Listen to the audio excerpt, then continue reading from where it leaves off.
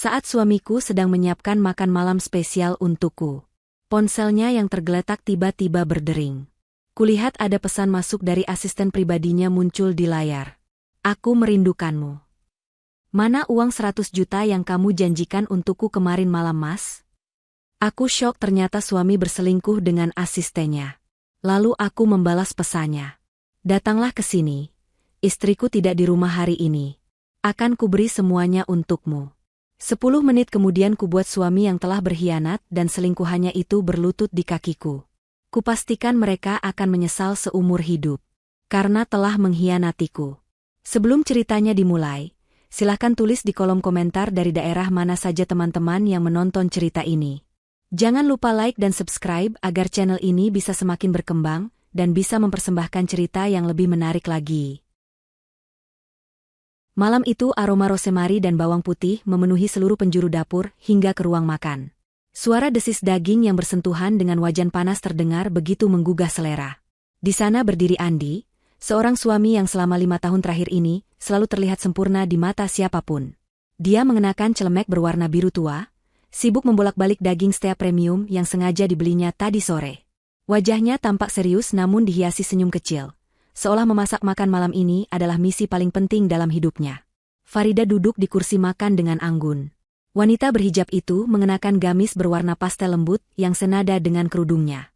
Dia menatap punggung suaminya dengan tatapan penuh kasih sayang. Malam ini adalah perayaan ulang tahun pernikahan mereka yang kelima. Tidak ada pesta mewah, hanya makan malam romantis berdua di rumah yang selama ini menjadi saksi bisu perjalanan rumah tangga mereka. Farida merasa menjadi wanita paling beruntung di dunia, karena memiliki suami seperti Andi yang perhatian dan romantis. Suasana terasa begitu hangat dan damai. Lampu ruang makan diredupkan sedikit untuk menciptakan suasana yang lebih intim. 2 batang lilin aromaterapi menyala di atas meja, mengeluarkan wangi lavender yang menenangkan. Farida sesekali merapikan piring dan gelas kristal di hadapannya, memastikan semuanya tata letaknya sempurna. Dia ingin malam ini berjalan tanpa celah. Andi berbalik sebentar sambil memegang spatula, mengedipkan sebelah matanya kepada Farida. Dia berkata bahwa 5 menit lagi hidangan spesial itu akan siap disantap. Farida tersenyum lebar, hatinya membuncah bahagia. Dia membayangkan betapa nikmatnya menyantap masakan suami tercinta sambil membicarakan rencana masa depan mereka. Mungkin tentang liburan akhir tahun atau sekadar membahas hal-hal kecil yang menyenangkan. Tidak ada sedikitpun keraguan di hati Farida tentang kesetiaan suaminya. Bagi Farida, Andi adalah sosok imam yang lurus dan bertanggung jawab. Namun, ketenangan itu terusik oleh sebuah getaran pelan di atas meja. Ponsel Andi yang tergeletak di samping gelas air putih tiba-tiba menyala. Layarnya berkedip terang, menandakan ada pesan masuk. Awalnya Farida tidak berniat untuk melihatnya. Dia sangat menghargai privasi suaminya dan tidak pernah terbiasa mengecek ponsel pasangannya tanpa izin. Namun, posisi ponsel itu tepat menghadap ke arahnya. Jarak pandangnya begitu jelas. Tanpa sadar, mata Farida menangkap notifikasi yang muncul di layar kunci tersebut. Nama pengirimnya tertulis jelas yakni asisten Sila. Farida mengenal nama itu sebagai asisten pribadi Andi di kantor yang baru bekerja sekitar 6 bulan lalu. Awalnya Farida berpikir mungkin itu pesan darurat tentang pekerjaan kantor yang mendesak. Namun, kalimat yang muncul di bawah nama itu membuat darah Farida seketika berdesir hebat. Jantungnya seolah berhenti berdetak selama beberapa detik. Pesan itu berbunyi sangat tidak pantas untuk hubungan antara atasan dan bawahan. Tulisan di layar itu terbaca jelas. Aku merindukanmu. Mana uang 100 juta yang kamu janjikan untukku kemarin malam, Mas? Farida terpaku. Matanya membelalak tak percaya. Dia membaca pesan itu berulang kali, berharap matanya salah menangkap tulisan atau dia sedang berhalusinasi. Namun, tulisan itu tetap sama. Ada kata rindu. Ada permintaan uang sebesar 100 juta rupiah. Dan yang paling menyakitkan adalah panggilan Mas yang terkesan sangat akrab dan intim. Andi tidak pernah membiarkan karyawannya memanggilnya dengan sebutan seperti itu. Seketika itu juga, bayangan sempurna tentang Andi hancur berkeping-keping. Udara di ruang makan yang tadinya terasa hangat dan romantis, mendadak berubah menjadi dingin dan mencekik leher Farida. Farida menoleh ke arah dapur. Andi masih sibuk dengan masakannya, bersenandung kecil tanpa menyadari bahwa rahasia besarnya baru saja terbongkar di atas meja makan. Tangan Farida gemetar hebat. Rasa mual menjalar dari perut hingga ke tenggorokannya. Dia merasa jijik. Dia merasa dikhianati. Uang 100 juta rupiah bukanlah jumlah yang sedikit. Kemarin malam Andi bilang dia lembur di kantor sampai jam 2 pagi karena mengurus audit perusahaan. Ternyata, dia sedang menjanjikan uang ratusan juta kepada wanita lain. Logika Farida bekerja cepat di tengah badai emosi yang melanda batinnya. Dia tahu dia tidak boleh langsung meledak marah. Jika dia berteriak sekarang, Andi pasti akan menyangkal dan mencari 1000 alasan. Andi adalah orang yang pandai berbicara. Farida butuh bukti lebih nyata. Farida butuh konfrontasi yang tidak bisa dielakkan lagi. Dengan tangan yang masih gemetar namun dipaksakan untuk tenang, Farida meraih ponsel Andi perlahan. Dia tahu kata sandi ponsel suaminya karena Andi pernah memberitahunya dulu, yaitu tanggal pernikahan mereka. Farida menekan angka-angka itu dengan napas tertahan. Ponsel terbuka. Dia langsung masuk ke aplikasi pesan. Isi percakapan di dalamnya membuat air mata Farida hampir tumpah, namun dia menahannya sekuat tenaga.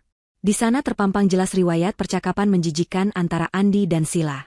Mereka saling memanggil dengan sebutan sayang, membicarakan rencana liburan rahasia, dan menjelek-jelekan Farida. Sila bahkan bertanya kapan Andi akan menceraikan istri berhijabnya yang membosankan itu. Hati Farida terasa seperti diiris sembilu. Sakitnya luar biasa hingga membuat dadanya sesak. Namun, rasa sakit itu perlahan berubah menjadi amarah yang dingin dan mematikan. Farida melihat pesan terakhir yang baru saja masuk itu. Sila sedang menagih janji. Sebuah rencana gila muncul di kepala Farida. Dia akan menjebak mereka berdua malam ini juga. Farida mengetik balasan dengan cepat, seolah-olah dia adalah Andi. Dia menulis pesan singkat namun padat. Datanglah ke sini, istriku tidak di rumah hari ini. Akan kuberi semuanya untukmu. Farida menekan tombol kirim. Setelah status pesan berubah menjadi terkirim, dia segera menghapus pesan balasannya tersebut dari riwayat percakapan agar Andi tidak curiga jika mengecek ponselnya. Dia meletakkan kembali ponsel itu di posisi semula, persis seperti sebelum dia menyentuhnya. Farida menarik napas panjang, berusaha menetralkan ekspresi wajahnya. Dia harus berakting. Dia harus terlihat biasa saja sampai tamu tak diundang itu datang. 10 menit berlalu terasa seperti 10 tahun bagi Farida. Dia duduk di sana, memandangi lilin yang menyala, sementara pikirannya berkecamuk. Andi akhirnya datang membawa 2 piring steak yang sudah dihias cantik. Dia tersenyum lebar, meletakkan piring itu di depan Farida dengan bangga. Andi kemudian duduk di kursinya, mengambil serbet dan meletakkannya di pangkuan. Dia sama sekali tidak menyadari perubahan aura istrinya. Andi mulai bercerita tentang betapa sulitnya mendapatkan daging kualitas terbaik ini. Dia bercerita dengan antusias, sementara Farida hanya mengangguk pelan dengan senyum tipis yang dipaksakan. Farida memandang wajah suaminya, mencari sisa-sisa kejujuran di sana, namun yang dia temukan hanyalah topeng kemunafikan. Farida tidak menyentuh makanannya sedikit pun. Nafsu makannya sudah hilang total. Tiba-tiba, bel pintu rumah berbunyi nyaring. Ting tong. Suara itu memecah percakapan Andi. Andi mengerutkan kening, tampak bingung. Dia melirik jam tangannya. Sudah pukul 8 malam. Siapa yang bertamu di jam segini? Gumam Andi pelan.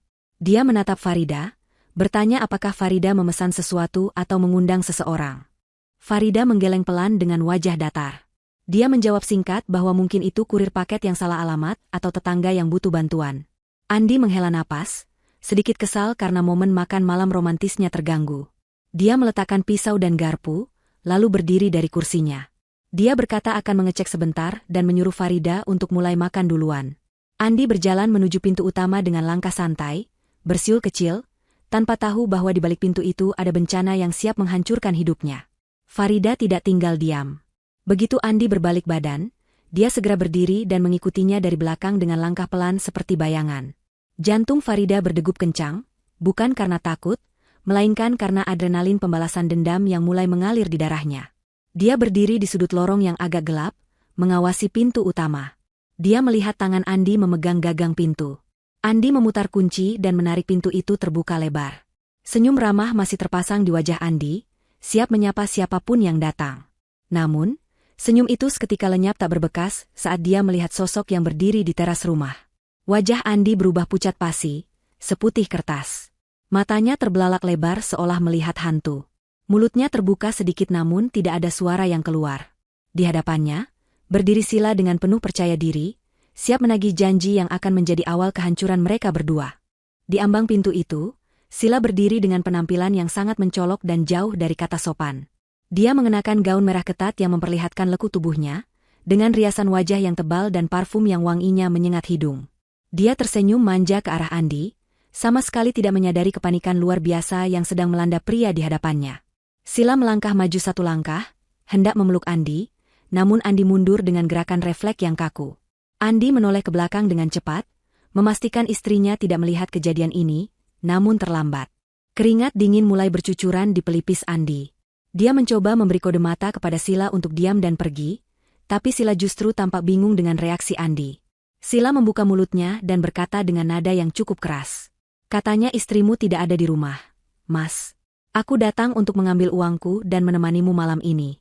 Kalimat itu terdengar jelas di telinga Farida yang sudah berdiri tegap di belakang Andi. Farida melangkah keluar dari bayang-bayang lorong, wajahnya dingin dan tanpa ekspresi. Dia menatap lurus ke arah Sila dan Andi bergantian. Sila yang baru menyadari kehadiran Farida langsung terlonjak kaget. Wajahnya yang tadinya penuh percaya diri mendadak berubah menjadi pias. Dia mundur selangkah, tangannya menutup mulut karena syok. Dia tidak menyangka Farida ada di sana, berdiri dengan gamis anggun dan tatapan mata yang tajam menusuk. Informasi yang dia terima lewat pesan singkat tadi mengatakan bahwa rumah sedang kosong. Sila merasa dijebak, tapi dia tidak tahu siapa yang menjebaknya. Suasana di teras rumah itu menjadi sangat mencekam. Hanya suara jangkrik malam dan napas Andi yang memburu yang terdengar. Andi tergagap parah. Dia berusaha menjelaskan situasi yang sudah jelas-jelas tidak bisa dijelaskan lagi. Suaranya bergetar hebat saat dia mencoba merangkai kata-kata bohong. Dia bilang Sila datang untuk mengantar berkas kantor yang tertinggal. Dia bilang Sila salah alamat. Dia bilang ini semua hanya kesalahpahaman. Namun, setiap kata yang keluar dari mulut Andi terdengar semakin bodoh dan tidak masuk akal. Farida tidak menjawab sepatah kata pun. Dia hanya berjalan mendekat ke pintu, menatap suaminya dengan tatapan jijik yang mendalam. Farida kemudian menoleh ke arah Sila. Dengan nada suara yang rendah namun penuh penekanan, Farida mempersilakan Sila masuk. Perintah itu bukan ajakan ramah, melainkan titah yang tidak bisa dibantah. Masuk. Kita selesaikan urusan uang 100 juta itu di dalam. Sila ragu-ragu. Dia menatap Andi meminta pertolongan, tapi Andi sendiri sudah seperti orang yang kehilangan nyawa. Andi tidak berani menatap mata Farida. Akhirnya, dengan langkah berat dan gemetar, Sila melangkah masuk ke dalam rumah mewah itu. Farida menutup pintu utama dengan keras, membuat suara dentuman yang menggema di seluruh ruangan. Suara itu seolah menjadi tanda bahwa pintu keluar bagi mereka sudah tertutup rapat. Farida berjalan mendahului mereka menuju ruang tengah yang luas. Dia duduk di sofa tunggal yang besar, menyilangkan kakinya dengan anggun, layaknya seorang ratu yang sedang menyidang rakyat jelata yang membangkang. Dia menunjuk karpet di hadapannya dengan dagu, memberi isyarat tanpa suara agar Andi dan Sila berdiri di sana. Andi mencoba mendekati Farida, hendak memegang tangannya untuk memohon ampun. Dia mulai menangis, air mata buaya yang selama ini selalu berhasil meluluhkan hati Farida. Dia bersumpah demi Tuhan bahwa dia tidak ada hubungan apa-apa dengan Sila. Dia bilang Sila hanya menggoda dan dia sebagai laki-laki hanya hilaf sesaat. Namun kali ini, Farida menepis tangan Andi dengan kasar. Farida berdiri, mengambil ponsel Andi yang sejak tadi dia kantongi, dan melemparkannya ke lantai tepat di depan kaki mereka. Ponsel itu retak layarnya, tapi masih menyala menampilkan bukti percakapan yang belum ditutup. Farida membentak mereka untuk berhenti berbohong. Suara Farida tidak melengking tinggi, tapi getarannya penuh wibawa dan kemarahan yang tertahan. Dia menyebutkan semua detail perselingkuhan mereka. Hotel tempat mereka menginap minggu lalu. Hadiah tas bermerek yang dibeli Andi menggunakan kartu kredit tambahan. Dan tentu saja, uang 100 juta yang diminta Sila. Wajah Sila semakin pucat. Dia menyadari bahwa Farida tahu segalanya. Sila mencoba membela diri, mengatakan bahwa Andi lah yang mengejarnya. Dia bilang Andi mengaku tidak bahagia dengan pernikahannya dan berjanji akan segera bercerai. Mendengar itu, Andi langsung marah dan membentak Sila agar diam. Mereka mulai saling menyalahkan di depan Farida. Pemandangan itu begitu menyedihkan dan memalukan. Dua orang yang tadinya saling berkirim pesan sayang, kini saling tikam hanya dalam hitungan menit demi menyelamatkan diri masing-masing. Farida membiarkan mereka bertengkar sebentar, menikmati kehancuran mental mereka. Lalu, dia mengangkat tangannya, menyuruh mereka diam. Seketika ruangan kembali sunyi. Farida mengeluarkan sebuah fakta yang selama ini tidak pernah dipedulikan oleh Andi. Dia mengingatkan Andi tentang status kepemilikan rumah ini. Rumah mewah ini, beserta isinya, adalah warisan dari orang tua Farida. Sertifikatnya atas nama Farida. Mobil yang dipakai Andi ke kantor setiap hari juga atas nama Farida. Bahkan posisi Andi di perusahaan sebagai manajer adalah karena rekomendasi keluarga Farida. Andi hanyalah seorang suami yang menumpang hidup, yang datang tanpa membawa apa-apa selain janji manis yang ternyata palsu. Farida menegaskan bahwa dia bisa membuat Andi menjadi gelandangan malam ini juga jika dia mau. Wajah Andi berubah dari panik menjadi ketakutan yang amat sangat. Dia baru sadar betapa lemahnya posisinya tanpa Farida. Keangkuhannya sebagai suami yang merasa berkuasa runtuh seketika. Melihat Andi yang sudah hancur mentalnya, Farida beralih menatap Sila. Dia bertanya dengan sinis, apakah Sila masih mau bersama Andi jika Andi tidak punya uang sepeser pun? Apakah Sila masih mau menampung Andi jika pria itu dipecat dari pekerjaannya dan memiliki hutang di mana-mana? Sila terdiam, matanya bergerak gelisah. Jelas sekali jawabannya adalah tidak. Sila hanya menginginkan uang dan kemewahan yang ditawarkan Andi, bukan hidup susah bersama pria pengangguran. Farida tertawa kecil, tawa yang terdengar sangat miris. Dia melihat betapa murahnya harga kesetiaan dan cinta mereka berdua. Hubungan haram yang dibangun di atas pondasi materi, akan hancur begitu materinya ditarik. Kini, Farida memberikan ultimatum. Dia tidak akan membiarkan mereka pergi begitu saja tanpa pelajaran. Hatinya terlalu sakit untuk melepaskan mereka dengan mudah. Farida menatap tajam ke arah mata Andi, lalu turun ke arah lututnya. Dengan suara yang dingin dan menusuk tulang, Farida memerintahkan hal yang paling merendahkan harga diri seorang laki-laki. Berlutut. Farida berkata bahwa dia ingin melihat mereka berdua berlutut di kakinya dan memohon ampun dengan sungguh-sungguh. Jika mereka tidak mau melakukannya, Farida akan menelepon pengacaranya, Pak Hartanto, dan Satpam Kompleks sekarang juga untuk menyeret mereka keluar dengan cara yang tidak hormat, serta membeberkan semua bukti ini ke media sosial dan keluarga besar mereka. Ancaman itu sangat efektif. Andi tahu betapa berpengaruhnya keluarga Farida. Dia tidak bisa membayangkan rasa malu jika diusir paksa oleh Satpam dan menjadi tontonan tetangga. Dengan tubuh gemetar dan air mata yang terus mengalir, Andi perlahan menekuk lututnya. Lututnya menyentuh karpet tebal di ruang tengah itu. Dia menundukkan kepalanya dalam-dalam, tidak berani mengangkat wajah. Sila yang melihat Andi sudah menyerah, akhirnya ikut berlutut di sampingnya meskipun dengan wajah kesal dan terhina. Kini, suami pengkhianat dan selingkuhannya itu bersimpuh di kaki Farida. Pemandangan ini memberikan sedikit kepuasan di hati Farida, namun itu belum cukup. Ini baru permulaan dari hukuman panjang yang akan mereka terima. Farida menatap puncak kepala mereka dengan tatapan kosong, merencanakan langkah selanjutnya untuk memastikan mereka menyesal seumur hidup karena telah berani mengkhianatinya. Pemandangan dua manusia yang berlutut di atas karpet mahal itu sama sekali tidak meluluhkan hati Farida. Justru, rasa muak semakin memenuhi rongga dadanya saat melihat air mata buaya Andi yang terus mengalir membasahi pipi. Andi mencoba merangkak maju untuk memeluk kaki Farida, mengucapkan kata-kata manis tentang cinta dan kenangan indah selama 5 tahun pernikahan mereka. Dia memohon kesempatan kedua, berjanji akan memutuskan hubungan dengan Sila detik itu juga dan menjadi suami yang setia. Namun, bagi Farida, semua itu terdengar seperti racun yang mematikan. Kepercayaan yang sudah hancur tidak bisa direkatkan kembali hanya dengan permohonan maaf yang didasari rasa takut miskin, bukan rasa takut kehilangan cinta. Farida mundur selangkah, menghindari sentuhan tangan Andi yang baginya kini terasa najis. Dia menatap Andi dengan pandangan dingin yang belum pernah dilihat suaminya itu sebelumnya. Farida berkata dengan tegas bahwa tidak ada kesempatan kedua bagi pengkhianat yang membawa masuk selingkuhannya ke rumah istri sahnya. Tanpa banyak bicara lagi, Farida meraih gagang telepon rumah yang ada di meja samping sofa. Dia menekan tombol panggilan cepat ke pos keamanan kompleks perumahan. Andi yang melihat itu langsung panik setengah mati. Dia tahu apa artinya jika Satpam datang. Reputasinya sebagai pengusaha muda sukses dan suami idaman di lingkungan elit itu akan hancur seketika. Andi berdiri dengan tergesa-gesa, mencoba merebut telepon dari tangan Farida. Dia memohon dengan suara serak agar Farida tidak melibatkan orang lain. Dia bilang mereka bisa menyelesaikan ini secara kekeluargaan. Namun, Farida menepis tangan Andi dengan kasar. Dengan suara lantang yang sengaja diperdengarkan kepada Andi dan Sila, Farida memerintahkan Komandan Satpam untuk segera datang ke rumahnya dengan membawa 2 anggota tambahan, karena ada gangguan keamanan dari orang yang tidak diinginkan. Sila yang sejak tadi diam ketakutan kini mulai ikut panik. Dia tidak menyangka masalah ini akan menjadi keributan besar yang melibatkan keamanan. Dia menarik lengan Andi, berbisik mengajak Andi pergi saja dari sana sebelum mereka dipermalukan lebih jauh. Tapi Andi masih terpaku, tidak rela meninggalkan kemewahan yang selama ini dinikmatinya.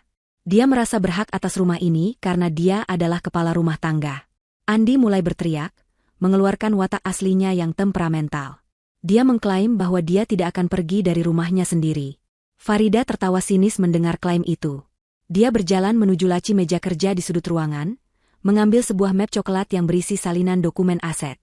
Farida melempar map itu ke wajah Andi.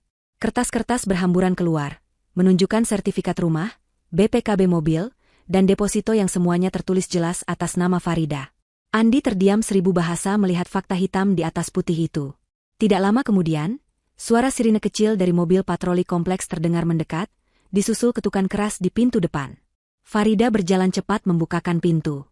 3 orang satpam bertubuh kekar berdiri di sana dengan wajah siaga. Farida menunjuk ke arah Andi dan Sila yang berdiri mematung di ruang tengah.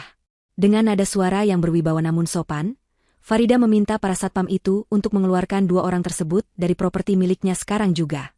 Farida menegaskan bahwa mereka telah masuk tanpa izin dan membuat keributan. Para satpam itu sempat bingung karena mengenali Andi sebagai suami Farida, namun melihat ketegasan di mata Farida dan situasi yang kacau, mereka paham bahwa mereka harus mematuhi pemilik rumah yang sah. Komandan satpam memberi isyarat kepada anggotanya untuk bertindak. Andi memberontak saat lengannya dicengkeram oleh satpam. Dia berteriak-teriak mengatakan bahwa dia adalah tuan rumah di sini. Dia mengancam akan memecat para satpam itu. Namun, Farida dengan tenang memotong teriakan Andi. Dia mengatakan bahwa mulai malam ini, Andi bukan lagi siapa-siapa di rumah ini.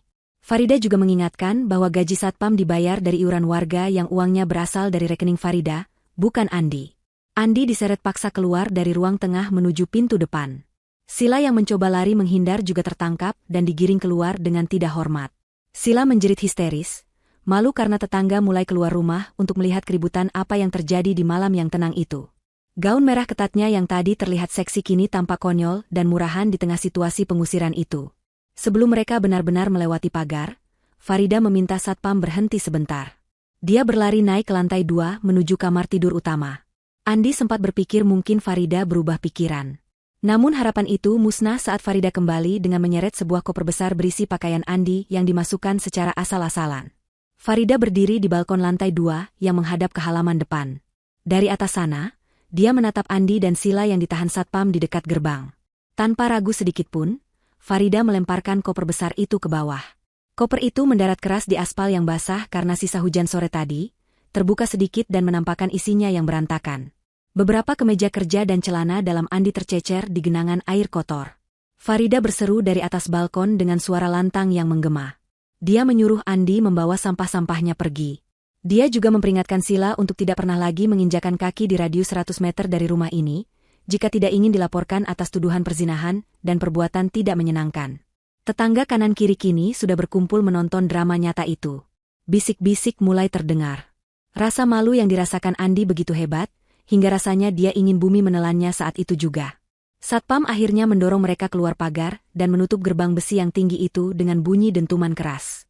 Andi dan Sila berdiri terlantar di pinggir jalan, di bawah sorot lampu jalan yang remang, ditemani koper yang basah dan tatapan menghina dari orang-orang sekitar. Sila yang sudah tidak tahan lagi langsung menagih janji Andi. Dia butuh uang untuk pesan taksi dan hotel karena dia tidak bawa dompet, hanya tas kecil pesta. Andi merogoh saku celananya dengan tangan gemetar, mengambil dompet kulitnya. Dia mengeluarkan kartu kredit platinum andalannya dengan sombong, mencoba menutupi rasa malunya di depan Sila. Dia bilang mereka akan menginap di hotel bintang 5 malam ini. Namun, saat Andi mencoba memesan taksi online dan mendaftarkan kartunya, aplikasi menolak transaksi tersebut. Andi mencoba kartu lain, hasilnya sama. Notifikasi muncul di layar ponselnya, kartu Anda diblokir oleh pemegang utama. Andi baru sadar, semua kartu kredit itu adalah kartu tambahan dari rekening Farida. Wajah Andi memucat. Dia tidak punya uang tunai sepeser pun. Malam itu, di pinggir jalan yang dingin, pertengkaran pertama mereka sebagai pasangan gelandangan pun dimulai. Matahari pagi menembus celah gorden tipis yang kusam dan berdebu. Cahayanya menyinari ruangan sempit berukuran 3x3 meter yang pengap. Bukan kamar hotel bintang 5 seperti yang dijanjikan Andi semalam, melainkan sebuah kamar motel murah di pinggiran kota yang bau rokok dan lembab. Andi terbangun dengan punggung sakit karena kasur yang keras dan pernya yang menonjol. Dia menatap langit-langit kamar yang penuh bercak air, mencoba mengingat kejadian semalam yang terasa seperti mimpi buruk. Namun, suara dengkuran halus di sampingnya menyadarkan Andi bahwa ini adalah kenyataan. Sila tidur di sebelahnya, masih mengenakan gaun merah kusut sisa semalam. Makeupnya luntur, membuat wajahnya terlihat berantakan. Pemandangan itu jauh dari kata menggairahkan seperti yang biasa Andi bayangkan. Andi bangkit duduk, kepalanya terasa pening.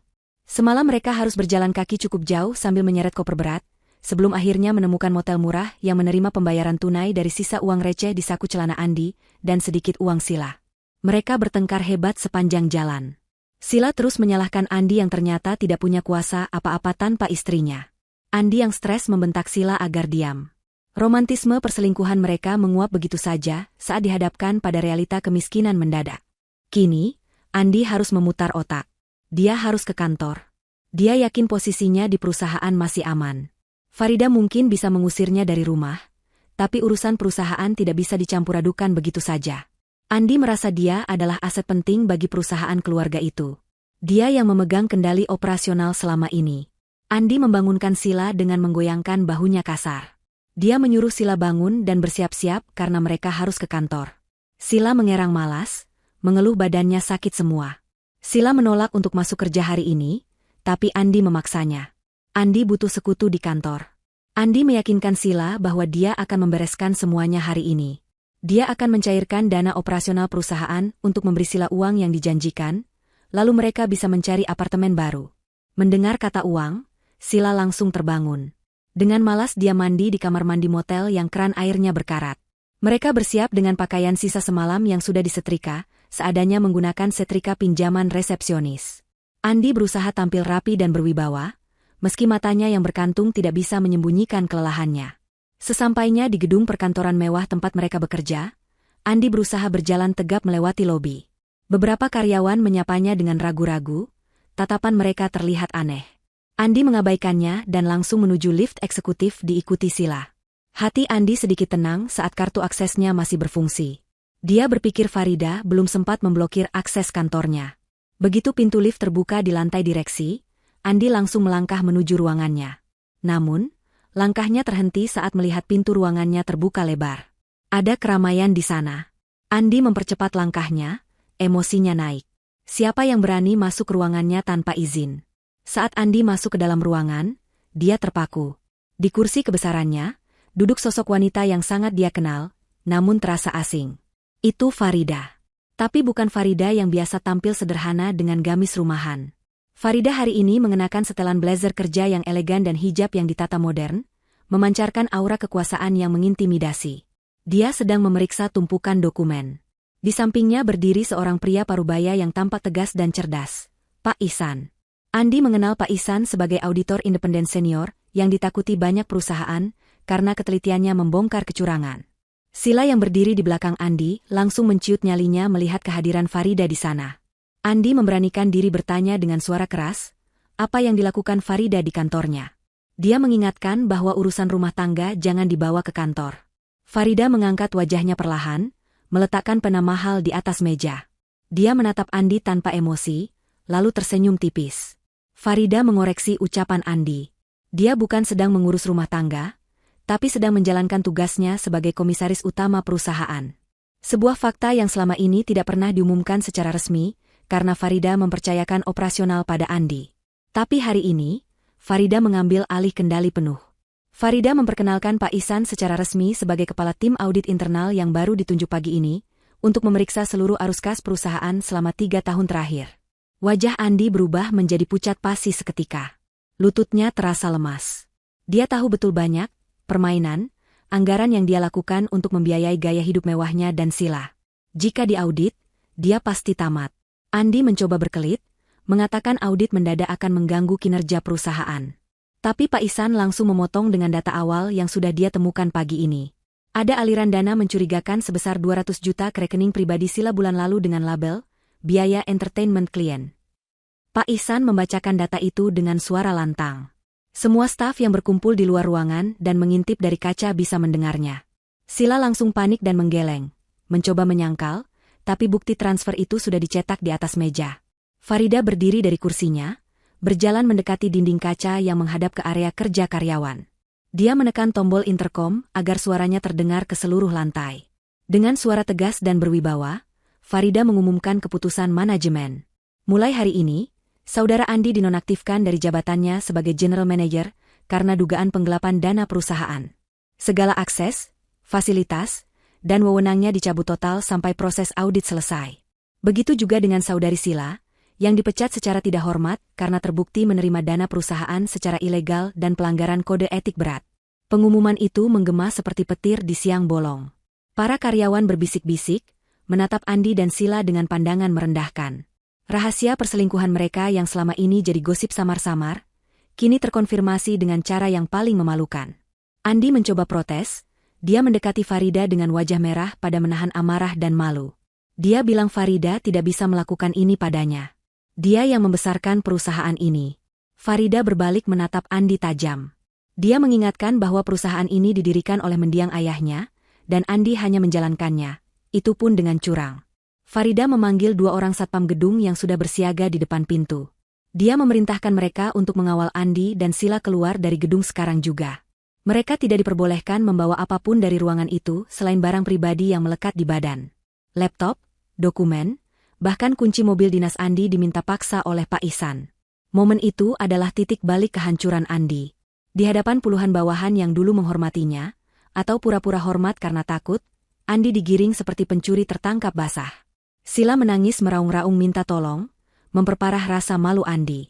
Mereka digiring masuk ke dalam lift barang, bukan lift eksekutif, sebuah simbol penurunan derajat yang menyakitkan. Saat pintu lift tertutup, hal terakhir yang dilihat Andi adalah wajah dingin Farida yang kembali duduk di kursi kebesarannya, melanjutkan diskusi dengan Pak Ihsan seolah-olah Andi hanyalah debu yang baru saja disapu bersih dari ruangan itu. Di lobi bawah, mereka didorong keluar gedung. Terik matahari siang terasa membakar kulit, tapi tidak sepanas rasa malu yang membakar wajah mereka. Tanpa mobil, tanpa pekerjaan, dan tanpa uang, Andi dan Sila kini benar-benar berada di bawah roda nasib yang mulai melindas mereka tanpa ampun. Kantor pusat perusahaan kini terasa lebih hidup namun sekaligus mencekam sejak Farida mengambil alih kendali penuh. Di ruangan direksi yang dingin karena pendingin ruangan yang dipasang maksimal, Pak Ihsan sedang membeberkan hasil temuan awalnya di hadapan Farida. Tumpukan berkas audit setebal bantal tersusun rapi di meja kaca. Wajah Pak Ihsan tampak serius, keningnya berkerut dalam saat menunjuk angka-angka merah yang tercetak di laporan keuangan. Dia menjelaskan bahwa Andi bukan hanya sekadar mengambil uang receh untuk jajan. Andi telah melakukan manipulasi sistematis selama 3 tahun terakhir. Dia membuat proyek fiktif, memalsukan kwitansi vendor, hingga memalsukan tanda tangan Farida untuk mencairkan dana cadangan perusahaan. Total kerugian mencapai miliaran rupiah, angka yang cukup untuk membuat siapapun mendekam di penjara dalam waktu yang sangat lama. Farida mendengarkan laporan itu dengan tenang, meski hatinya mendidih. Dia tidak menyangka suami yang dulu dia percaya sepenuh hati ternyata adalah maling yang menggerogoti warisan ayahnya dari dalam. Tiba-tiba, ketenangan di ruangan itu pecah oleh suara keributan di luar pintu. Terdengar suara teriakan wanita parubaya yang melengking tinggi, memarahi sekretaris yang mencoba menghalanginya. Pintu ruangan Farida terbanting keras hingga menabrak dinding. Ibu Amel, ibunda Andi, berdiri di sana dengan wajah merah padam dan napas memburu. Penampilannya berantakan, jauh dari kesan wanita sosialita yang biasanya dia tampilkan. Ibu Amel langsung menuding wajah Farida dengan telunjuknya yang gemetar. Dia memaki Farida sebagai istri durhaka yang tidak tahu diuntung. Menurut versi cerita yang didengar Ibu Amel dari Andi, Farida telah berselingkuh dengan pria lain dan mengusir Andi demi menguasai harta. Ibu Amel termakan hasutan anaknya sendiri dan datang untuk membela kehormatan putranya. Dia berteriak menuntut Farida mengembalikan jabatan Andi dan berhenti menyiksa anak kesayangannya itu. Farida tidak beranjak dari kursinya. Dia hanya menatap mertuanya itu dengan pandangan iba bercampur tegas. Dia membiarkan Ibu Amel meluapkan semua amarahnya, membiarkan wanita tua itu mengeluarkan semua sumpah serapah. Setelah Ibu Amel kehabisan napas dan diam sejenak, Farida perlahan berdiri. Dia tidak membalas teriakan itu dengan teriakan. Dengan gerakan tenang, Farida mengambil remote kontrol besar yang ada di mejanya. Dia menekan tombol on, dan layar proyektor raksasa di dinding ruangan perlahan turun. Farida mempersilakan Ibu Amel untuk duduk dan menonton sebuah tayangan istimewa yang akan membuka mata batinnya. Ibu Amel awalnya menolak, tapi rasa penasaran membuatnya terpaku di tempat. Layar menyala, menampilkan rekaman CCTV berkualitas tinggi. Itu adalah rekaman dari kamera tersembunyi yang dipasang di ruang kerja Andi, kamera yang Andi sendiri tidak tahu keberadaannya karena dipasang oleh tim keamanan lama ayah Farida. Di layar itu, Terlihat jelas Andi sedang bermesraan dengan Sila di sofa kantor pada jam kerja. Bukan hanya itu, rekaman berganti menampilkan Andi yang sedang menelepon seseorang dengan nada tinggi, membicarakan utang judi bola online yang menumpuk. Terdengar jelas suara Andi mengatakan bahwa dia akan mencuri uang istrinya lagi untuk menutupi utang tersebut. Wajah Ibu Amel mulai berubah pucat. Keyakinannya pada kesucian anaknya mulai goyah. Video berlanjut ke adegan di mana Andi menertawakan ibunya sendiri di depan Sila. Dalam video itu, Andi bilang bahwa ibunya adalah wanita tua yang cerewet dan menyusahkan, dan dia hanya pura-pura baik pada ibunya demi mendapatkan sertifikat tanah warisan keluarga di kampung. Hancur. Itu yang dirasakan Ibu Amel saat ini. Dia melihat dengan mata kepala sendiri bagaimana anak yang dia banggakan, anak yang dia bela mati-matian di depan Farida, ternyata adalah monster bermuka dua. Andi bukan hanya mengkhianati istrinya, tapi juga menghina ibu kandungnya sendiri. Tubuh Ibu Amel gemetar hebat. Kakinya tidak kuat menopang berat badannya, hingga dia merosot jatuh ke lantai karpet. Dadanya terasa sesak, dia mencengkeram dadanya yang nyeri. Farida yang melihat itu segera memerintahkan sekretarisnya untuk memanggil tim medis darurat dan mengambil air minum. Farida berjongkok di samping Ibu Amel, bukan sebagai menantu yang dendam, tapi sebagai manusia yang masih punya hati nurani. Dia membantu melonggarkan kerudung Ibu Amel agar bisa bernapas. Ibu Amel menangis terseduh-seduh, memegang tangan Farida, dan berkali-kali mengucapkan kata maaf dengan suara parau.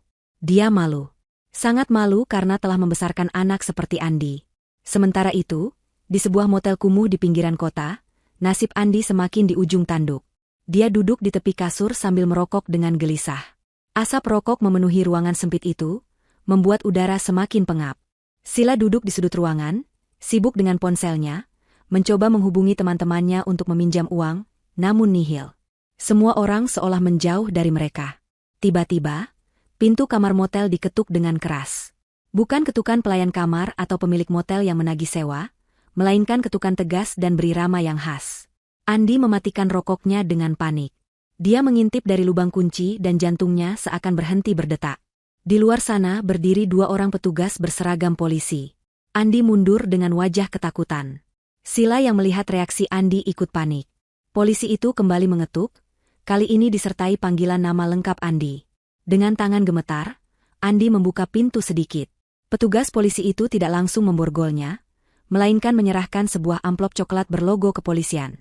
Itu adalah surat panggilan pemeriksaan resmi. Andi dilaporkan atas dugaan penggelapan dana perusahaan dalam jumlah besar dan pemalsuan dokumen. Petugas itu menegaskan bahwa Andi harus datang ke kantor polisi besok pagi jam 9 tepat. Jika mangkir, maka akan dilakukan penjemputan paksa. Setelah petugas pergi, Andi lemas. Dia merosot ke lantai sambil memegang surat itu. Bayangan jeruji besi kini bukan lagi sekadar mimpi buruk, tapi masa depan yang sudah menanti di depan mata. Sila merebut surat itu, membacanya cepat, dan matanya membelalak ngeri. Dia sadar, kapal yang dia tumpangi bukan hanya bocor, tapi sedang karam dengan cepat menuju dasar lautan. Malam itu hujan turun deras, seolah langit ikut menangis melihat kekacauan hidup Sila.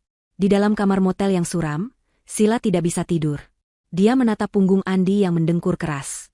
Pikirannya berputar cepat mencari jalan keluar. Surat panggilan polisi tadi siang benar-benar menampar kesadarannya. Jika Andi masuk penjara, Sila tidak akan mendapatkan apa-apa. Mimpinya menjadi nyonya besar sudah musnah.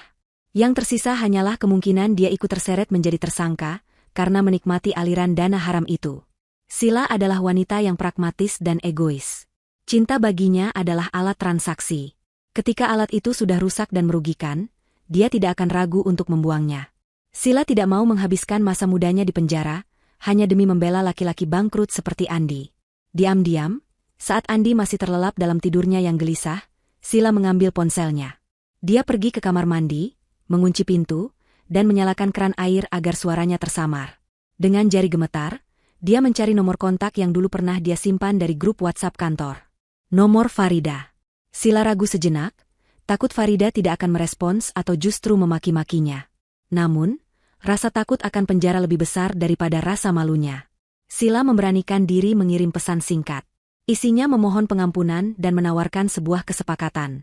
Sila menulis bahwa dia bersedia menjadi saksi kunci untuk memberatkan Andi dan membongkar semua kejahatan Andi yang lain, asalkan Farida mau membantunya meringankan tuntutan hukum. Di seberang sana, di rumah mewahnya yang hangat, Farida sedang menikmati teh jahe sambil membaca buku. Ponselnya bergetar. Dia membaca pesan dari Sila dengan senyum miring yang penuh arti. Ikan sudah memakan umpan, pikirnya. Farida memang sengaja menekan mereka berdua sampai ke titik nadir agar sifat asli mereka keluar. Dan benar saja, kesetiaan di antara para pengkhianat itu setipis tisu.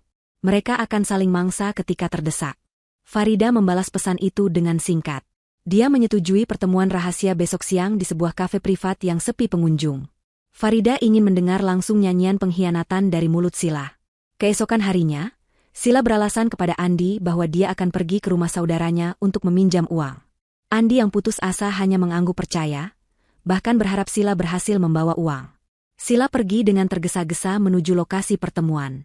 Kafe itu terletak di sudut kota yang tenang, dengan desain interior tertutup yang menjamin privasi. Sila masuk dengan langkah ragu. Dia melihat Farida sudah duduk di meja pojok, tampak begitu elegan dan berkelas, kontras sekali dengan penampilan Sila yang mulai lusuh. Sila duduk di hadapan Farida, menundukkan kepala, tidak berani menatap mata tajam wanita yang pernah dia sakiti itu. Tanpa basa-basi, Sila langsung menumpahkan semuanya. Dia bercerita dengan menggebu-gebu, berusaha memposisikan dirinya sebagai korban. Sila bilang bahwa Andi yang memaksanya, Andi yang merayunya dengan janji-janji manis, dan Andi yang mengatur semua skenario penggelapan uang itu. Sila bahkan menyerahkan sebuah flashdisk kecil yang dia curi dari tas Andi. Flashdisk itu berisi data cadangan pembukuan ganda yang dibuat Andi, bukti yang sangat kuat dan tak terbantahkan. Sila memohon agar Farida tidak memenjarakannya. Dia rela melakukan apa saja, termasuk bersaksi di pengadilan untuk memastikan Andi membusuk di sel tahanan. Sila terus menjelek-jelekan Andi, menyebut Andi laki-laki bodoh, lemah, dan tidak berguna. Farida mendengarkan semua ocehan Sila sambil mengaduk tehnya perlahan. Wajahnya datar, tidak menunjukkan simpati sedikitpun. Setelah Sila selesai bicara dan kehabisan napas, Farida meletakkan sendok tehnya hingga berbunyi, klanting, kecil yang nyaring di keheningan. Farida tersenyum, tapi senyum itu tidak mencapai matanya. Dia berkata pelan bahwa penawaran Sila sangat menarik. Bukti di flashdisk itu memang berharga. Namun, ada satu hal yang Sila tidak ketahui. Farida kemudian menunjuk ke arah partisi kayu di belakang punggung Sila. Farida berkata bahwa ada seseorang yang sangat ingin mendengar kejujuran hati Sila barusan. Wajah Sila mengerut bingung. Dia menoleh ke belakang perlahan. Jantungnya seolah copot saat melihat sosok yang melangkah keluar dari balik partisi itu. Itu Andi. Andi berdiri di sana dengan wajah yang hancur lebur, campuran antara amarah yang meledak-ledak dan rasa sakit hati yang mendalam. Farida ternyata telah merencanakan ini semua. Dia mengirim pesan palsu kepada Andi pagi tadi, mengatasnamakan pengacara yang ingin membantunya, dan menyuruh Andi datang ke kafe ini di jam yang sama. Andi telah mendengar semuanya. Dia mendengar setiap kata hinaan yang keluar dari mulut wanita yang katanya mencintainya. Dia mendengar bagaimana Sila menjualnya demi menyelamatkan diri sendiri. Suasana di kafe itu berubah menjadi medan perang batin yang brutal. Andi menatap Sila dengan mata merah menyala. Tangannya mengepal kuat hingga buku-bukunya memutih. Dia tidak menyangka, wanita yang karenanya dia rela mengorbankan istri sebaik Farida dan karir cemerlangnya, ternyata hanyalah ular berbisa. Sila terpaku di kursinya, wajahnya pucat pasi seperti mayat. Dia tidak bisa lagi mengelak. Semua topengnya sudah terbuka. Andi melangkah maju mendekati meja mereka, suaranya bergetar menahan tangis dan amarah saat bertanya kepada Sila, kenapa dia tega melakukan ini. Andi merasa dunia benar-benar runtuh menimpanya. Dia kehilangan istri, kehilangan ibu, kehilangan pekerjaan, dan sekarang dia tahu bahwa dia tidak pernah dicintai oleh selingkuhannya sendiri. Farida menonton drama di hadapannya dengan kepuasan yang dingin.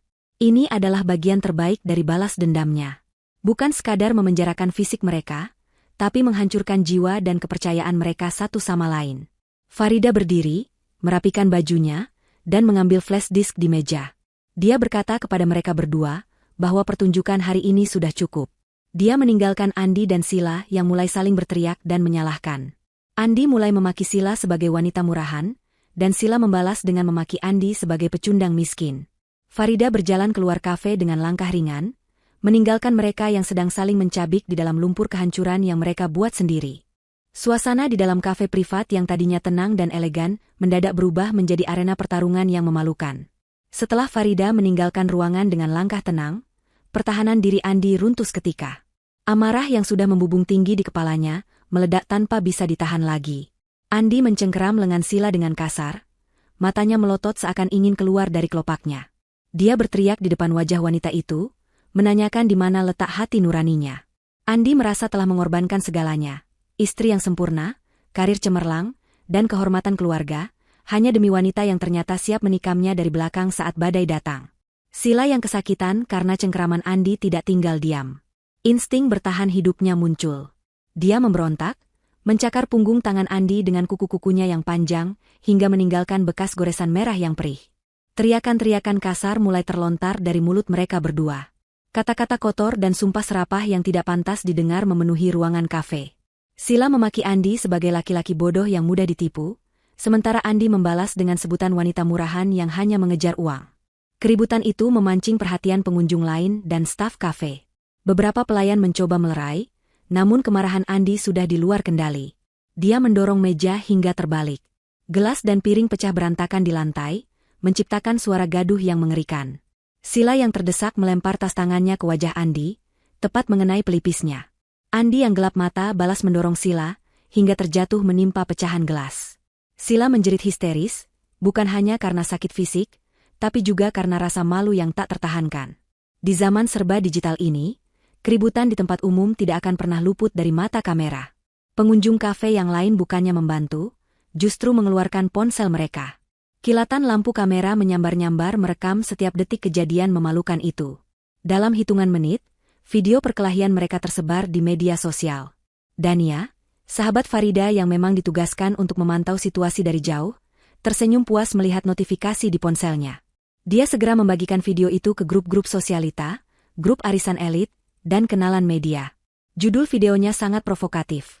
Pasangan pelakor dan suami koruptor cakar-cakaran rebutan uang haram. Video itu viral dengan cepat. Komentar netizen membanjiri unggahan tersebut dengan nada hujatan dan cemoohan. Wajah Andi dan Sila kini dikenal seluruh kota bukan sebagai pasangan romantis, melainkan sebagai pasangan paling menyedihkan dan menjijikan. Setelah diusir paksa oleh keamanan kafe dan sempat digelandang ke pos polisi terdekat untuk didamaikan, Andi keluar dengan perasaan hancur lebur. Dia berjalan seorang diri menyusuri trotoar yang panas. Hatinya dipenuhi dendam, namun anehnya, dendam itu tidak lagi tertuju pada Sila, melainkan beralih kembali kepada Farida. Dalam logika Andi yang sudah rusak, semua penderitaan ini bermula karena Farida. Jika saja Farida tidak mengecek ponselnya, jika saja Farida tidak datang ke kantor, jika saja Farida mau memaafkannya, pasti hidupnya tidak akan sehancur ini. Andi merasa Farida adalah dalang kejam yang menikmati kehancurannya. Pikiran gelap mulai menguasai akal sehatnya. Dia merasa tidak ada gunanya lagi hidup jika harus menanggung malu seperti ini. Namun sebelum dia hancur sepenuhnya, dia ingin Farida merasakan sakit yang sama. Sore harinya, Andi mengendap-endap di area parkir gedung perusahaan yang dulu dipimpinnya. Dia tahu betul di mana Farida biasa memarkir mobil pribadinya. Dengan mengenakan jaket hoodie lusuh untuk menutupi wajahnya, Andi bersembunyi di balik pilar beton. Matanya liar mengawasi situasi. Di tangannya, dia menggenggam sebuah tang pemotong kawat yang dia beli di toko bangunan dengan uang receh terakhirnya. Rencananya sederhana namun mematikan. Dia ingin memotong kabel rem mobil Farida. Dia ingin Farida mengalami kecelakaan. Dia ingin melihat wanita sombong itu menderita. Saat area parkir terlihat sepi, Andi berlari membungkuk menuju mobil sedan mewah milik Farida. Dia tiarap di aspal yang dingin, mencoba masuk ke kolong mobil untuk mencari selang rem.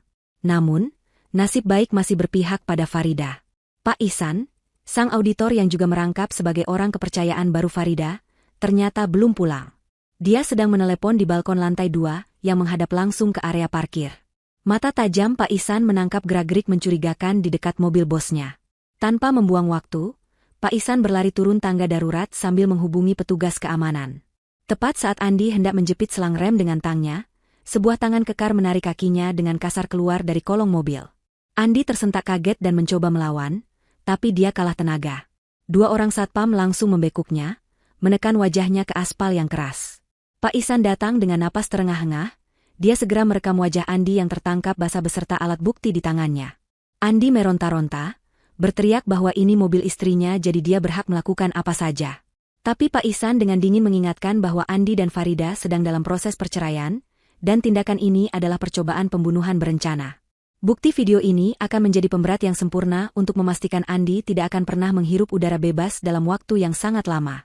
Andi diseret kembali, kali ini bukan hanya keluar gedung, tapi langsung diserahkan ke mobil patroli polisi yang datang dengan sirine meraung-raung. Rencana jahatnya justru menjadi bumerang yang mengunci nasibnya di balik jeruji besi lebih cepat dari dugaan. Roda kehidupan berputar dengan kecepatan yang mengerikan bagi Andi dan Sila. Setelah insiden di kafe dan penahanan sementara Andi di kantor polisi atas percobaan sabotase, sebelum dibebaskan dengan jaminan wajib lapor yang sangat ketat karena belum ada korban jiwa, realita kemiskinan menghantam mereka berdua tanpa ampun. Bank bergerak cepat menyita semua aset yang pernah diklaim Andi. Ternyata, selama ini Andi juga diam-diam menggadaikan beberapa barang berharga atas nama pinjaman pribadi yang bunganya mencekik. Mobil sport yang dia banggakan ditarik leasing di tengah jalan. Apartemen studio tempat dia menyimpan barang-barang pribadinya disegel karena tunggakan sewa 3 bulan yang baru ketahuan. Sila mengalami nasib yang tak kalah tragis. Video viral di kafe itu menjadi akhir dari kehidupan sosialnya. Ibu kos tempat Sila tinggal mengusirnya hari itu juga karena malu rumah kosnya didatangi wartawan gosip yang mencari berita. Sila mencoba melamar pekerjaan di perusahaan lain, namun nama baiknya sudah tercoreng hitam. HRD di seluruh kota seolah sudah saling memberitahu untuk memblacklist nama Sila. Tidak ada yang mau mempekerjakan seorang penggelap dana yang juga terkenal sebagai pelakor pembuat onar. Sila berakhir di jalanan, menjual tas-tas dan sepatu yang pernah diberikan Andi. Namun, rasa sakit hatinya bertambah saat tahu bahwa sebagian besar barang branded pemberian Andi ternyata barang palsu kualitas super. Dia hanya mendapatkan uang receh yang habis dalam hitungan hari untuk makan. Sila akhirnya pulang ke kampung halamannya dengan menumpang truk sayur, membawa aib yang akan menjadi gunjingan tetangga seumur hidup. Sementara itu, Andi benar-benar sendirian. Dia tidak berani pulang ke rumah ibunya, Ibu Amel. Dia mendengar kabar bahwa ibunya jatuh sakit parah setelah melihat video pertengkarannya di kafe, dan menolak untuk menemui Andi, karena rasa malu yang teramat sangat pada keluarga besar dan Farida. Andi kini tidur di emperan toko yang sudah tutup, beralaskan kardus bekas. Pakaian yang dia kenakan adalah kemeja kerja yang sudah dekil, bau keringat, dan kancingnya lepas sebagian. Rambutnya kusut, wajahnya dipenuhi brewok yang tidak terurus. Setiap kali dia melihat bayangannya di kaca etalase toko, dia nyaris tidak mengenali dirinya sendiri. Dulu dia adalah pria necis yang wangi parfumnya bisa tercium dari jarak 1 meter. Kini dia tak ubahnya seperti pengemis yang dihindari orang. Suatu sore yang mendung, perut Andi berbunyi keras karena lapar. Dia belum makan seharian. Dia duduk bersandar di tembok sebuah ruko kosong, menatap nanar ke arah jalan raya. Tiba-tiba, sebuah mobil sedan hitam mengkilap berhenti tepat di depan ruko tempatnya duduk. Jantung Andi berdegup kencang. Dia mengenali plat nomor mobil itu. Itu mobil Farida. Harapan bodoh seketika muncul di benak Andi. Mungkin Farida datang untuk menjemputnya. Mungkin Farida sudah memaafkannya karena tidak tega melihat suaminya menderita seperti ini. Mungkin Farida ingat kenangan manis mereka dulu. Andi buru-buru merapikan rambutnya dengan tangan kotornya, mencoba berdiri tegak menyambut kedatangan sang penyelamat. Pintu penumpang belakang terbuka. Sepasang sepatu hak tinggi yang bersih dan elegan menapak ke aspal. Farida turun dengan anggun, didampingi oleh Pak Hartanto, pengacaranya. Farida mengenakan busana muslimah berwarna biru nafi, yang membuatnya terlihat sangat berwibawa. Dia berdiri 2 meter di depan Andi, menjaga jarak seolah Andi adalah penyakit menular. Andi langsung bersimpuh, mencoba meraih ujung baju Farida, tapi Pak Hartanto segera menghalanginya dengan badan tegapnya. Andi mulai menangis. Kali ini tangisannya tulus karena rasa lapar dan putus asa. Dia memohon ampun, memanggil Farida dengan sebutan, sayang, dan istriku. Dia bilang dia sudah bertobat, dia sudah kena karma, dan dia berjanji akan menjadi budak Farida asalkan dia boleh pulang dan makan enak lagi. Dia membawa-bawa nama Tuhan dan ikatan suci pernikahan untuk meluluhkan hati Farida. Farida menatap Andi dengan pandangan yang sulit diartikan. Tidak ada kebencian yang meledak-ledak, hanya ada rasa kasihan yang dingin, seperti melihat seekor binatang yang sekarat. Farida tidak menjawab permohonan Andi. Dia justru memberi isyarat kepada Pak Hartanto. Pengacara itu mengeluarkan sebuah map merah dari tas kerjanya dan menyodorkannya kepada Andi. Andi menerimanya dengan tangan gemetar. Saat dia membukanya, matanya terbelalak. Itu bukan surat bantuan atau cek uang, melainkan surat gugatan cerai yang sudah lengkap dengan jadwal sidang pertama.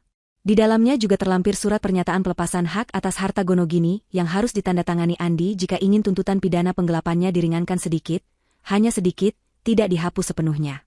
Andi mendongak, menatap Farida dengan air mata bercucuran. Mulutnya tergagap bertanya kenapa Farida sekejam ini. Farida akhirnya membuka suara.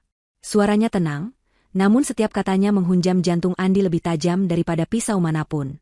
Farida mengingatkan Andi pada satu kejadian spesifik. Dia bertanya, apakah Andi ingat pesan yang dia kirim ke Sila dulu? Pesan di mana Andi menyebut Farida sebagai wanita bodoh yang mudah dibohongi. Farida tersenyum tipis, lalu bertanya balik. Sekarang, siapa yang sebenarnya bodoh? Siapa yang tidur di jalanan dan siapa yang berdiri di sini sebagai pemenang? Kata-kata itu menampar Andi lebih keras daripada pukulan fisik. Dia sadar, dia telah meremehkan wanita yang salah. Farida bukan wanita lemah yang bisa diinjak-injak. Farida adalah wanita yang diam-diam memegang kendali. Farida kemudian berbalik badan, tidak ingin berlama-lama melihat pemandangan menyedihkan itu. Sebelum masuk ke mobil, dia menoleh sedikit dan berkata bahwa dia tidak akan menuntut Andi membayar ganti rugi uang yang dicuri, karena dia tahu Andi tidak akan mampu membayarnya sampai 7 turunan pun. Sebagai gantinya, Farida ingin Andi menandatangani surat cerai itu secepatnya agar Farida bisa membuang nama belakang Andi dari hidupnya untuk selamanya. Mobil Farida melaju pergi, meninggalkan Andi yang kembali terduduk lemas di atas kardus bekas, memegang map cerai itu erat-erat sebagai satu-satunya harta yang dia miliki saat ini. Hari persidangan yang dinanti-nantikan akhirnya tiba. Langit di luar gedung pengadilan tampak kelabu, seolah turut menggambarkan nasib suram yang akan menimpa para terdakwa hari ini. Ruang sidang utama sudah dipenuhi oleh pengunjung. Kasus ini menarik perhatian publik, karena melibatkan skandal penggelapan dana perusahaan besar yang dipadukan dengan drama perselingkuhan yang viral di media sosial. Di kursi pengunjung barisan depan, duduk Farida dengan tenang. Dia mengenakan pakaian serba putih yang melambangkan kebersihan hati dan awal yang baru, didampingi oleh Pak Hartanto, pengacaranya yang setia, dan Dania, sahabatnya yang selalu memberikan dukungan moral. Wajah Farida tampak damai, tidak ada lagi jejak air mata atau kesedihan di sana. Dia datang bukan untuk menuntut balas dengan emosi, melainkan untuk menyaksikan keadilan ditegakkan. Pintu samping ruang sidang terbuka, dan petugas kepolisian menggiring Andi masuk. Penampilan Andi sungguh menyedihkan dan nyaris tidak dikenali. Pria yang dulunya selalu tampil klimis dengan setelan jas mahal itu, kini mengenakan rompi tahanan berwarna oranye mencolok. Tubuhnya kurus kering, wajahnya dipenuhi brewok yang tidak terawat, dan matanya cekung dengan lingkaran hitam yang menandakan dia tidak bisa tidur selama berminggu-minggu di dalam sel tahanan sementara. Andi berjalan dengan kepala tertunduk, menyeret langkahnya yang berat karena borgol di tangan dan kakinya. Saat dia duduk di kursi terdakwa, dia sempat melirik ke arah Farida. Ada tatapan memohon di sana, tatapan penyesalan yang terlambat, namun Farida sama sekali tidak membalas tatapan itu. Farida memandang lurus ke depan, ke arah meja hakim, seolah Andi hanyalah orang asing yang tidak pernah ada dalam hidupnya. Sidang dimulai dengan pembacaan dakwaan oleh jaksa penuntut umum. Suara jaksa yang lantang menggema di seluruh ruangan, membacakan daftar dosa Andi satu persatu. Mulai dari penggelapan dana perusahaan senilai miliaran rupiah, pemalsuan dokumen dan tanda tangan, hingga percobaan perusakan kendaraan yang membahayakan nyawa. Setiap poin dakwaan disertai dengan bukti-bukti kuat yang tak terbantahkan. Pak Ihsan dihadirkan sebagai saksi ahli. Dengan lugas dan tajam, Pak Ihsan memaparkan hasil audit forensik yang menunjukkan aliran dana dari rekening perusahaan ke rekening pribadi Sila dan bandar judi online.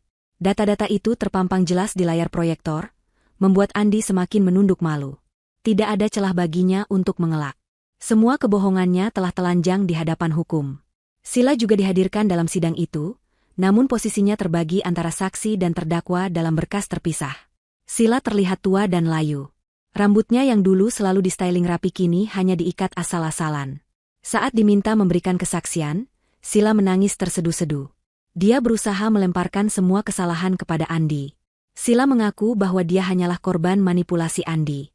Dia bilang Andi yang menjanjikan kemewahan dan memaksanya menerima uang transferan itu. Namun, kesaksian Sila justru menjadi senjata makan tuan. Hakim yang cerdas mencecar Sila dengan pertanyaan-pertanyaan menohok tentang gaya hidup mewahnya dan pengetahuannya tentang sumber uang tersebut. Jawaban Sila yang berbelit-belit justru mengonfirmasi bahwa dia menikmati hasil kejahatan itu dengan sadar penuh. Di kursi terdakwa, Andi menatap Sila dengan kebencian yang meluap-luap. Dua orang yang dulu saling memanggil sayang itu, kini saling tatap bagaikan musuh bebuyutan yang siap saling bunuh. Momen paling dramatis terjadi saat Andi diberi kesempatan untuk membela diri. Dengan suara serak dan bergetar, Andi berdiri. Dia tidak membantah bukti-bukti itu karena memang tidak bisa dibantah. Sebaliknya, dia mencoba memainkan kartu emosional. Dia menangis di depan hakim, bercerita tentang tekanan hidup, tentang hilaf, dan tentang betapa dia masih mencintai istrinya. Dia berlutut di lantai ruang sidang, mengarah ke Farida, memohon agar Farida mencabut tuntutan demi masa lalu mereka yang indah. Tindakan Andi ini justru membuat suasana sidang menjadi riuh. Hakim mengetuk palu dengan keras, memerintahkan Andi untuk kembali duduk dan menjaga ketertiban. Farida tetap bergeming. Hatinya sudah membatu untuk lelaki yang telah menghancurkan kepercayaannya hingga ke akar-akarnya. Farida tahu, air mata Andi bukanlah air mata pertobatan, melainkan air mata ketakutan akan hukuman penjara. Setelah melalui proses yang panjang dan melelahkan, Hakim Ketua akhirnya membacakan putusannya. Ruangan sidang menjadi hening seketika. Jantung Andi berdegup kencang seolah mau meledak.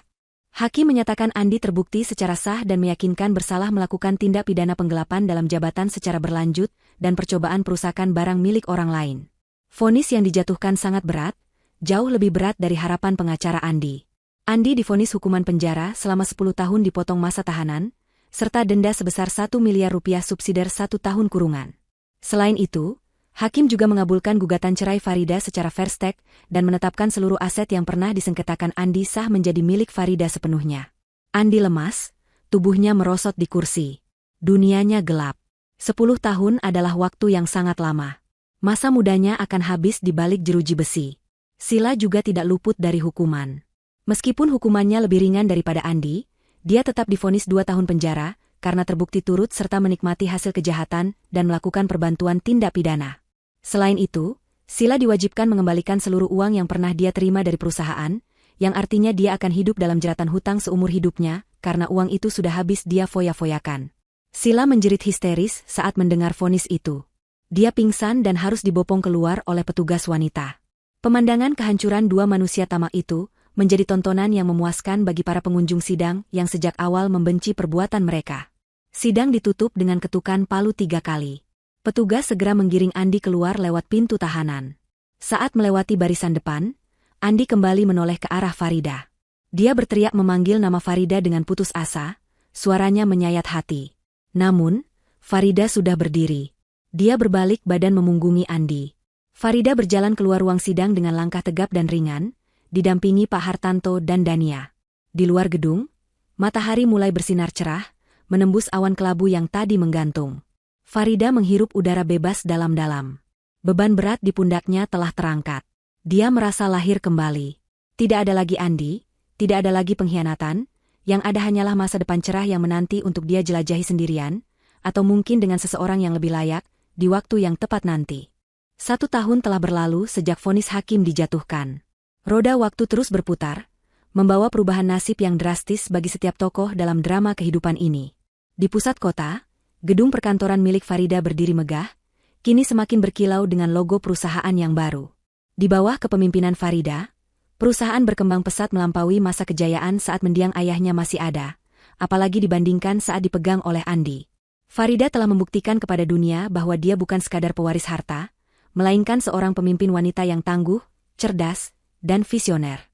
Dia dihormati oleh karyawan dan rekan bisnisnya, bukan karena kekayaannya, melainkan karena integritas dan kerendahan hatinya. Di dalam ruang kerjanya yang luas dan modern, Farida sedang berdiskusi ringan dengan Pak Ihsan. Hubungan mereka berkembang menjadi persahabatan profesional yang saling mendukung. Pak Ihsan kini menjabat sebagai direktur keuangan yang dipercaya penuh oleh Farida. Ada rasa hormat dan kekaguman yang tersirat di mata Pak Ihsan setiap kali menatap Farida, namun dia menjaganya dengan sopan. Farida sendiri terlihat jauh lebih segar dan cantik. Aura kebahagiaan memancar dari wajahnya. Hijabnya ditata modis namun tetap syar'i, mencerminkan kepribadiannya yang modern namun teguh pada prinsip. Mereka sedang mempersiapkan acara makan malam perayaan ulang tahun perusahaan yang akan diadakan nanti malam. Tawa renyah Farida terdengar memenuhi ruangan, sebuah suara yang sudah lama hilang saat dia masih terbelenggu dalam pernikahan yang menyakitkan. Sementara itu, di tempat yang jauh dan terisolasi, nasib Andi berbanding terbalik 180 derajat. Di dalam blok penjara yang kumuh dan padat, Andi duduk meringkuk di sudut sel. Tubuhnya kurus, kulitnya dipenuhi koreng dan bekas luka. Kehidupan penjara ternyata jauh lebih keras dari bayangannya. Sebagai mantan, orang kaya, yang sombong dan masuk karena kasus korupsi, Andi menjadi sasaran empuk pemerasan dan perundungan oleh narapidana lain yang lebih senior. Dia harus memijat kaki kepala geng sel setiap malam, mencucikan baju mereka, dan seringkali jatah makannya dirampas. Andi yang dulu makan steak daging premium, kini harus bersyukur jika bisa makan nasi cadong yang keras dengan lauk tempe basi. Setiap malam, Andi menangis dalam diam, menyesali kebodohannya melepaskan Farida demi nafsu sesaat. Penyesalan itu datang setiap detik, menyiksa batinnya lebih kejam daripada siksaan fisik. Nasib Sila pun tak kalah menyedihkan. Setelah bebas bersyarat lebih cepat karena kelakuan baik, dan karena penjara penuh, Sila keluar dengan status sebagai mantan narapidana. Tidak ada perusahaan yang mau mempekerjakannya. Dia kini bekerja sebagai tukang cuci piring di sebuah warung tenda pecel lele di pinggiran kota. Tangannya yang dulu rajin manicuret kini kasar, pecah-pecah, dan kapalan karena terus terkena sabun colek yang keras. Wajahnya terlihat 10 tahun lebih tua dari usianya yang sebenarnya. Sila tinggal di kamar petak sempit di gang tikus yang bau got. Setiap kali dia melihat mobil mewah lewat, hatinya perih mengingat masa lalunya. Dia sering dimarahi oleh majikannya karena melamun. Sila hidup dalam bayang-bayang penyesalan dan rasa malu, dikucilkan oleh keluarga dan teman-temannya sendiri. Malam harinya, sebuah restoran fine dining di atap gedung tertinggi kota telah dipesan khusus oleh Farida untuk merayakan kesuksesan tim intinya. Suasana begitu mewah dengan pemandangan lampu kota yang berkelap-kelip seperti bintang. Farida duduk di meja utama bersama Dania, Pak Hartanto, dan Pak Ihsan. Mereka bersulang dengan gelas berisi jus delima segar, merayakan pencapaian omzet tertinggi tahun ini. Farida merasa begitu penuh. Hatinya tidak lagi kosong. Dia dikelilingi oleh orang-orang yang tulus menyayanginya dan menghargainya apa adanya. Di tengah tawa dan obrolan hangat itu, ponsel Farida yang tergeletak di meja bergetar. Sebuah notifikasi pesan masuk dari nomor yang tidak dikenal. Farida meraih ponselnya, sedikit mengernyitkan dahi. Dia membuka pesan itu. Isinya singkat namun cukup untuk membuat siapapun yang membacanya merinding jijik. Bu Farida,